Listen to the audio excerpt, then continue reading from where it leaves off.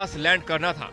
आज सुबह से चंद्रमा पर सॉलिड लैंडिंग की कोशिश की गई, लेकिन वो नाकाम होती गई। लूना 25 के फ्लाइट प्रोग्राम के मुताबिक प्री लैंडिंग कक्षा में प्रवेश कराने के लिए कमांड दिया गया था, लेकिन इस दौरान लूना पर इमरजेंसी कंडीशन बन गई क्योंकि स्पेसक्राफ्ट तय पैरामीटर के अनुसार थ्रस्टर फायर नहीं कर पाया। इससे स्पेसक्राफ्ट एक ऑफ डिजाइन कक्षा में चला गया और चांद पर क्रैश हो गया। वो इस कारण से हुआ होगा कि ग्रेविटी मून के ऊपर जो होती है, चंद्रमा के ऊपर होती है, वो इतनी डिफरेंट होती है, वो पता नहीं चल पाता है। दूसरा, उस स्थान पर प्लाज्मा कैसे काम कर रहा है, क्या नहीं कर रहा है, जो बहुत हॉट चीजें हैं, गर्म चीजें हैं, वो भी पता नहीं चल पाता है। तो अंतिम अवस्था में या अंत में उतरने के पहले कौन कौन सी परिस्थितियां आई होंगी, एक पता नहीं चल पाया। दूसरा, कि जब उसे मैनूवर करने की कोशिश कर रहे थे, तो मैनूवरिंग करने में कोई इमरजेंसी सिचुएशन आई, ठीक है, और वो मैनूवर नहीं कर पाए, तो सॉफ्टवेयर में भी हो सकता है कहीं कुछ गड़बड़ी हो गई। रूस की स्पेस एजेंसी ने जो बयान जारी किया उसके मुताबिक ऑपरेशन के दौरान ऑटोमेटिक स्टेशन पर असामान्य हालात पैदा हो गए। इस वजह से स्पेसिफाइड पैरामीटर के मुताबिक मैन्यूवर नहीं हो पा रहा था। ये कोई अच्छी खबर नहीं है पूरा दुनिया के लिए, एस्ट्रोनॉमी कम्युनिटी के लिए अच्छा खबर नहीं है।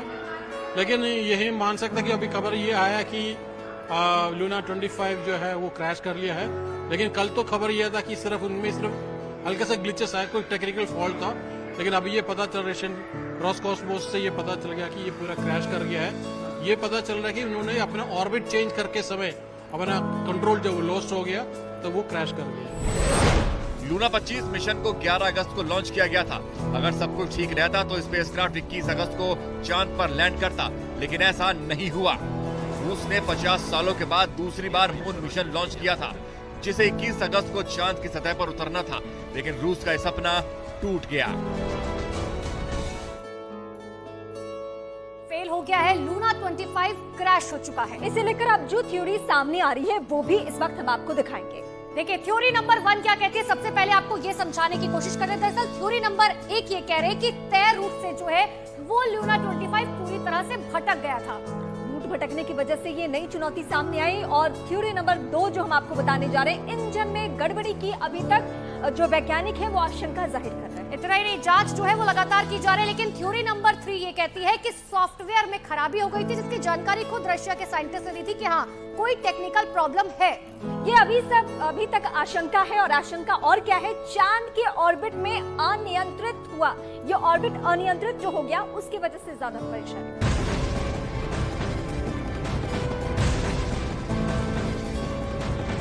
और अब बात भारत के चंद्रयान 3 की करेंगे, जिसे लेकर इस वक्त सबसे बड़ी खबर मिल रही है। देखिए, चांद पर चंद्रयान 3 की लैंडिंग के वक्त में बदलाव किया गया है। अब चंद्रयान 3 23 अगस्त को शाम 6:04 पर चांद की सतह पर उतरने वाला है। हालांकि इससे पहले की बात करें तो चांद पर इसे शाम को 5:47 पर चंद्रयान की लैंडिंग होनी थी, लेकिन अब इसके समय में बदलाव किया गया है। ये तब्दीलियां क्यों की गई है ये भी वक्त वक्त में हम आपको बता रहे हैं। चंद्रयान 3 अब 17 मिनट की देरी से चांद पर लैंड करने वाला है, जिसके बारे में इसरो के वैज्ञानिकों ने और बाकायदा इसरो ने ट्वीट करके जानकारी भी दी है। तो भारत का तीसरा चंद्र मिशन तेजी से चंद्रमा की तरफ आगे बढ़ रहा है। अंतरिक्ष यान का लैंडर मॉड्यूल अब चंद्रमा की सतह के बहुत करीब पहुंच चुका है। चंद्रमा की सतह पर जांच का काम बिना सॉफ्ट लैंडिंग के संभव ही नहीं है। सॉफ्ट लैंडिंग का पूरा दारोमदार विक्रम लैंडर की है, जिसमें इस बार 5 इंजन की जगह 4 इंजन ही लगाए गए हैं। आखिर लैंडर के एक इंजन को कम करने के पीछे की वजह क्या है, एक रिपोर्ट के जरिए सबसे पहले आपको समझाते हैं।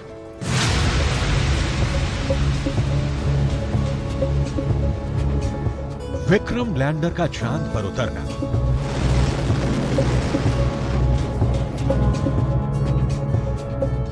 विक्रम लैंडर से प्रज्ञान रोवर का निकलना।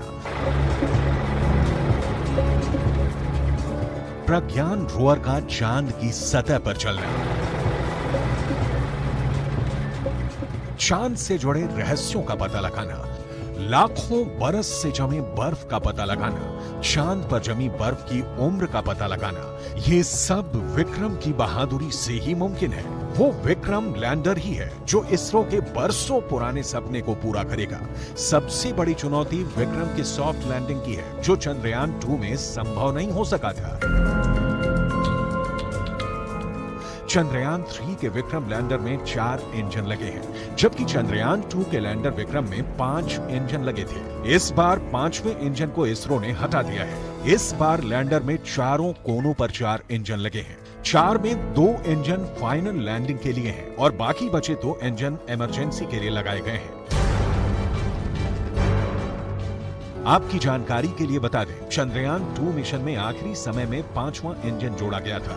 इस बार 5वें इंजन को इसलिए हटाया गया ताकि लैंडर अपने साथ ज्यादा फ्यूल ले जा सके। ज्यादा फ्यूल का मतलब है ज्यादा ताकत, यानी अधिक ईंधन के होने पर विक्रम लैंडर पूरी ताकत के साथ बिना रुके, बिना थके अपना काम कर सकेगा।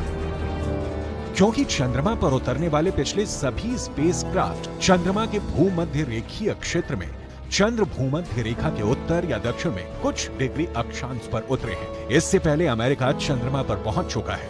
अमेरिका ने एक बार नहीं, कई बार चंद्रमा पर अपने मिशन भेजे हैं। कुछ ऐसा ही हाल रूस का भी रहा है। रूस ने भी चंद्रमा पर अपने कई मिशन को अंजाम पर पहुंचाया है।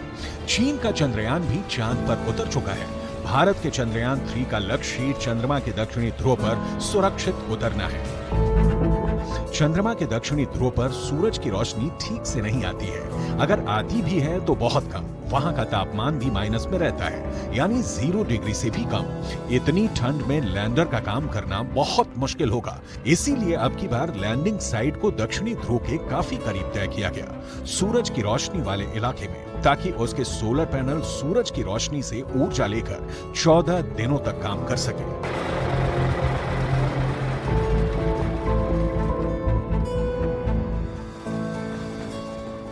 चंद्रयान 3 को लेकर विक्रम साराभाई, इसके अलावा एपीजे अब्दुल कलाम, इन सभी ने ख्वाब देखा था और अब इसरो के जो नए वैज्ञानिक हैं वो ये कदम दर कदम आगे बढ़ रहे हैं। देखिए, इंतजार उस बात का किया जा रहा है कि आखिर कब वो समय आएगा जब चंद्रयान 3 चांद पर लैंड करेगा और हर कोई इस बात की उम्मीद कर रहा है कि इस बार जो है ये परीक्षण पूरी तरह से सफल होगा। सिर्फ हिंदुस्तान नहीं, पूरी दुनिया की निगाहें फिलहाल चंद्रयान 3 पर टिकी। चंद्रयान 3 का लैंडर और रोवर चांद के दक्षिण ध्रुव पर 14 दिन तक प्रयोग करने वाले हैं। यानी कि वो चाहे विक्रम लैंडर हो या फिर प्रज्ञान रोवर, चांद पर 14 दिनों तक ही क्यों सक्रिय रहेगा? क्या आपने कभी ये सोचा है? ये सवाल सबके जहन में होना चाहिए। ऐसा क्यों होने वाला है, इस रिपोर्ट के जरिए हम आपको दिखाते हैं।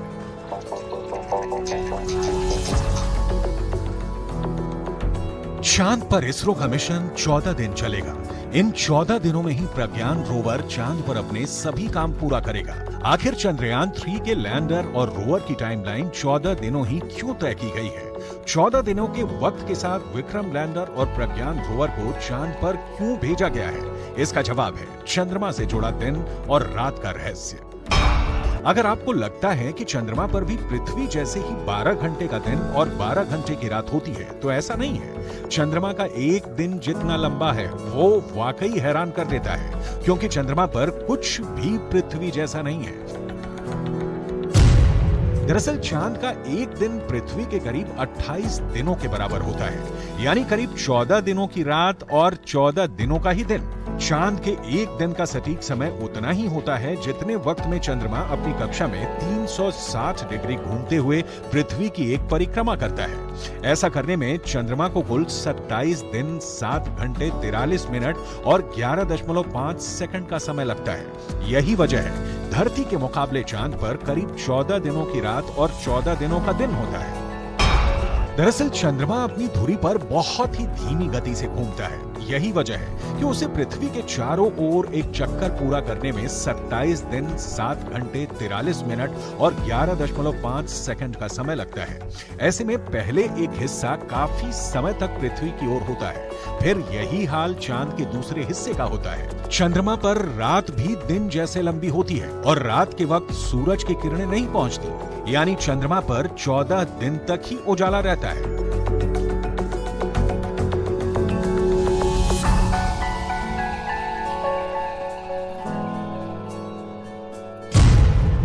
चंद्रयान 3 के विक्रम लैंडर और प्रज्ञान रोवर में सोलर पैनल लगे हैं। वो चाहे लैंडर हो या फिर रोवर, अपने सोलर पैनल से ही ऊर्जा पैदा करेंगे।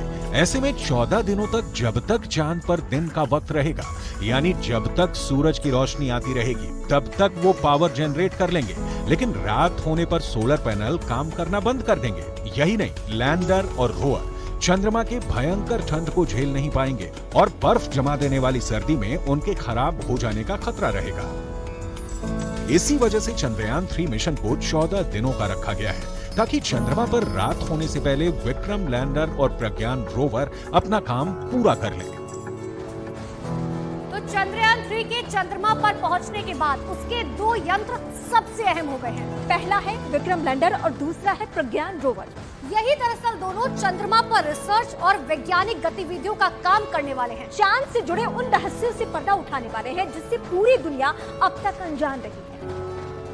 1 0 +5 सेकंड। क्या आप जानते हैं इसरो ने चंद्रयान 3 का सबसे पहला लक्ष्य क्या तय किया है? सबसे पहला टारगेट है चंद्रयान का चंद्रमा की सतह पर सॉफ्ट लैंडिंग। सॉफ्ट लैंडिंग का मतलब है चंद्रयान के विक्रम लैंडर का चांद की धरती पर सुरक्षित उतरना।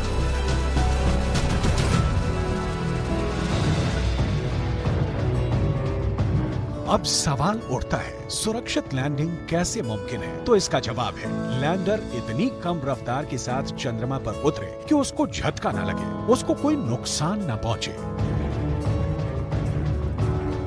यानी चांद के दक्षिणी ध्रुव पर विक्रम लैंडर उतरेगा तो हौले से, लेकिन इस लैंडिंग की धमक पूरी दुनिया में सुनाई देगी। विक्रम लैंडर चांद की सतह पर लैंड करेगा, कुछ मिनटों तक लैंडिंग साइट के आसपास की हलचल को समझेगा, फिर साथ ले गए रोवर को काम पर आगे बढ़ा देगा, क्योंकि चांद की सतह की जांच लैंडर नहीं रोवर करने वाला है।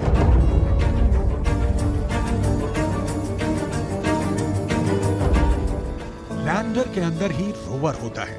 रोवर लैंडर के चंद्रमा पर सफल लैंडिंग के बाद बाहर निकलता है। लैंडर से बाहर आने के बाद रोवर चंद्रमा की सतह पर शोध करने को तैयार हो जाता है। इसरो ने चंद्रयान 3 के रोवर का नाम प्रज्ञान रखा है। चंद्रयान 2 के रोवर का नाम भी प्रज्ञान था।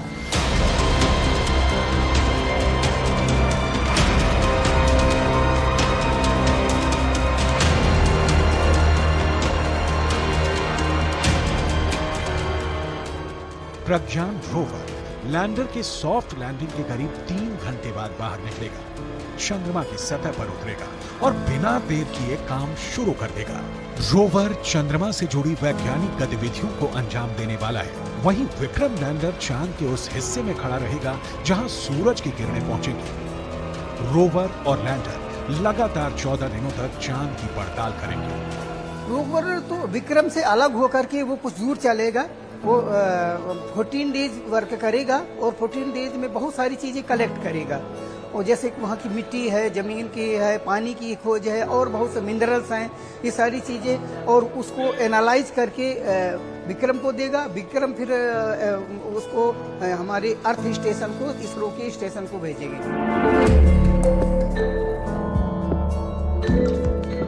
अब आपके दिमाग में ये सवाल होगा कि रोवर चांद से जुड़ी जानकारी 3,84,000 किलोमीटर दूर यहाँ इसरो तक कैसे पहुंचाएगा?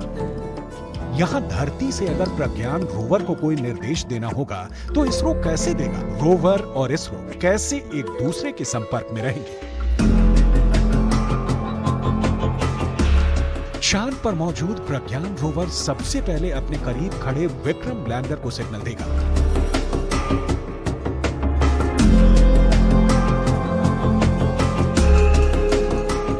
और विक्रम लैंडर से धरती तक सिग्नल पहुंचते रहेंगे।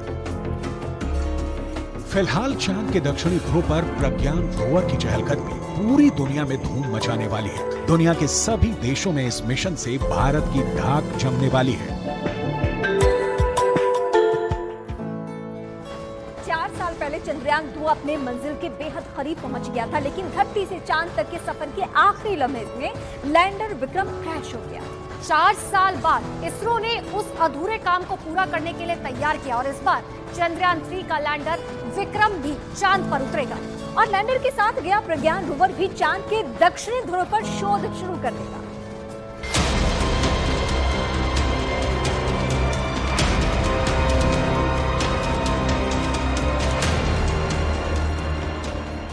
6 पहियों वाले इस प्रज्ञान रोवर पर पूरी दुनिया की नजर है। चांद की सतह पर यह क्या करेगा, कैसे करेगा, कब तक करेगा, खास से लेकर आम लोगों तक में उत्सुकता है। चांद पर चलते हुए यह चंद्रमा की सतह से डेटा इकट्ठा करेगा, उसके रहस्यों से पर्दा उठाएगा। साथ ही साथ प्रज्ञान रोवर चंद्रमा पर भारत के राष्ट्रीय चिन्ह के निशान भी छोड़ेगा। प्रज्ञान रोवर में कुल 6 पहिए लगाए गए हैं। इनमें से पिछला पहिया इस तरह डिजाइन किया गया है कि यह आगे बढ़ने पर अपने पीछे चंद्रमा की सतह पर सारनाथ में अशोक की लाट से लिया गया भारत का राष्ट्रीय चिन्ह अंकित करेगा।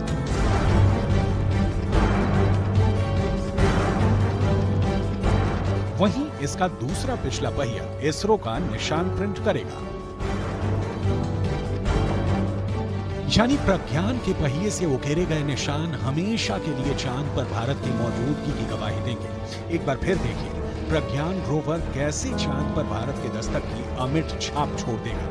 चंद्रयान का लैंडर सतह पर उतरने के बाद उसके अंदर रखे रोवर की बैटरी सक्रिय हो जाएगी, उसके सोलर पैनल खुल जाएंगे। इसके बाद रोवर चंद्रमा की सतह पर पहुंचेगा। सतह पर पहुंचने के बाद उसके कैमरों के साथ साथ और दूसरे पार्ट भी एक्टिव हो जाएंगे और फिर रोवर चंद्रमा की सतह पर आगे बढ़ने लगेगा। सेंसर और कैमरों के जरिए वो चंद्रमा के गूढ़ रहस्यों से पर्दा उठाएगा।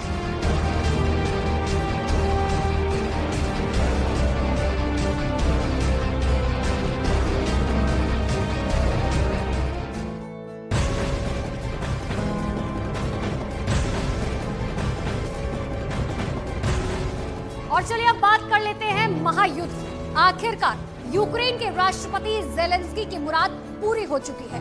अमेरिका ने यूक्रेन को अब तक का सबसे धारदार हथियार देने का ऐलान कर दिया है। यूक्रेन अब मॉस्को के भीतर घुसकर ड्रोन से नहीं बल्कि लड़ाकू विमान से वार कर सकता है। जो बाइडेन प्रशासन ने जेलेंस्की को F-16 फाइटर जेट देने का फैसला किया है और इसके बाद रूस में सेना के टॉप कमांडर्स की मीटिंग हो रही है। और इस वक्त सबसे बड़ी जानकारी युद्ध के मैदान से F-16 फाइटर पर अमेरिका की हरी झंडी। डेनमार्क और नीदरलैंड्स भी तैयारी में है। इस वक्त युद्ध की स्थिति क्या है ये हम बता रहे हैं।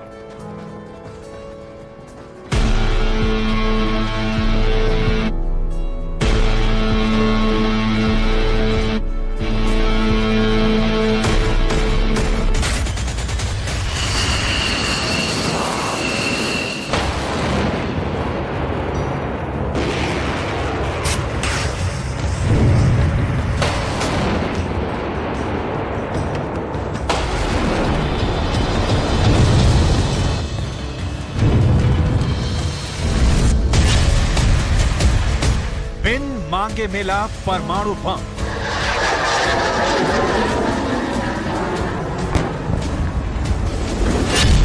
जेलेंस्की की मुराद पूरी हो गई। बाइडेन ने अपना वादा पूरा किया। कीव में उतरेगा फाइटर जेट F-16। रूस की नाटो को धमकी, हालात बदले तो समाधान, परमाणु हथियार।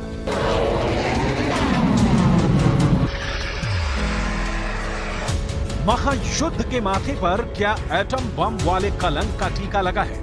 अगर नहीं तो क्यों बार बार बाइडेन छेड़ रहे हैं परमाणु राग? जेलेंस्की के पास एटम बम गिराने की ताकत वाला फाइटर जेट क्या यूक्रेन के एयरफोर्स बेस की शोभा बढ़ाने के लिए अमेरिका यूक्रेन को दे रहा है?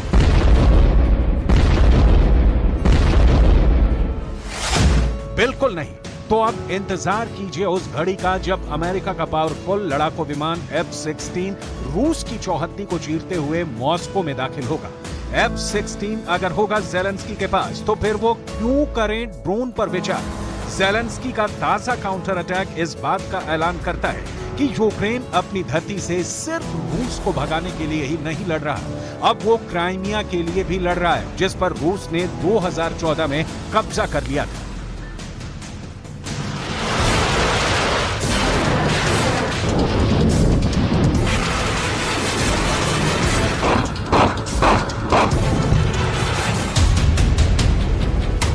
फाइटर जेट F-16 देने का अमेरिकी प्रशासन ने ऐलान कर दिया है। ये F-16 डेनमार्क और नीदरलैंड्स की ओर से यूक्रेन को भेजे जाएंगे।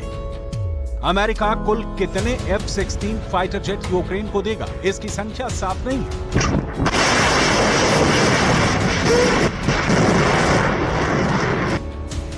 पश्चिमी मीडिया में छपी रिपोर्ट के मुताबिक इन खतरनाक फाइटर जेट विमानों को यूक्रेन भेजने का मकसद रूस की सेनाओं के खिलाफ जंग में यूक्रेन की हवाई सुरक्षा को मजबूत करना है। ये हवाई सुरक्षा क्या सिर्फ डिफेंसिव ही यानी रक्षात्मक होगी, इसकी गारंटी कौन देगा?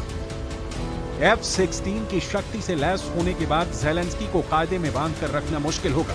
ये खुद अमेरिका भी अब तक मानता आया था कि ज़ेलेंस्की के पास लॉन्ग रेंज के हथियार होने का मतलब है वो रूस के भीतर घुसकर हमला करेंगे।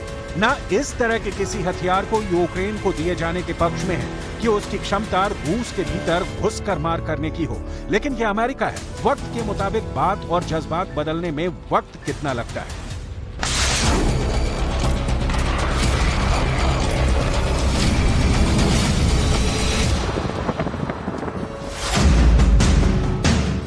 अमेरिका अब ज़ेलेंस्की को F-16 जैसे फाइटर जेट देने जा रहा है। F-16 को स्क्रीन पर आपने भी कई बार जरूर देखा होगा, लेकिन आज F-16 की ताकत की बात नहीं, इसकी कमजोरी की करेंगे, क्योंकि रूस के पास अगर इसका काटना हुआ तो युद्ध हफ्ते 10 दिन की बात है। F-16 यूक्रेन में लैंड होते ही सबसे पहले क्या होगा, इसे स्क्रीन पर समझिए। यूक्रेन में एयरफोर्स बेस पर F-16 लैंड करता है। उसे ऑर्डर होता है कि हमले के लिए मॉस्को कूच करना है। कीव से मॉस्को की हवाई दूरी 869.7 किलोमीटर है। प्राइवेट जेट F-16 की स्पीड है 2000 किलोमीटर प्रति घंटा, तो मॉस्को पहुंचने में इसे वक्त लगेगा आधे घंटे से भी कम। मतलब 29 मिनट में बारूद बिछाने का प्लान तैयार हो जाएगा ज़ेलेंस्की के पास। देखते ही देखते मॉस्को तबाह।